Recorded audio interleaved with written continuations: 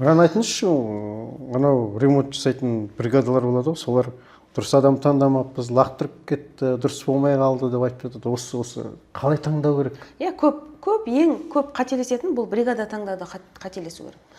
Бригада таңдағанда, мен айтайын сізге, қанша бригадалармен жұмыс істедім. Бригада таңдағанда ескеретін мынандай нәрсе бар.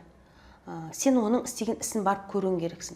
Бұрынғы істеген жерін барып көруің керексің. Портфолио. Иә, портфолиосын. Ол саған кез келген фотоны көрсетуі мүмкін. Содан кейін сұрауың керексің сен. Неден бастайсың? Одан кейін не жасайсың? Одан кейін не жасайсың? Оған қанша кетеді деген сияқты сұрақтарды. Бұл жерде енді бар ғой, прораб боламыз шыны керек. Ремонтты сен егер өзің түсінбейтін болсаң, өзің білмейтін болсаң, саған кез келген бригада сені алдап кетеді. Алдап, өте көп бригадаларды көрдім. Мен енді жалғыз мен емес, қасымда айналысып жүргендер де бар. Дұрыс есептемесең, сен мынау сыпущий дейді ғой, материалдан жейді, артық алдырады, үйіне тасиды, сататындар да көп.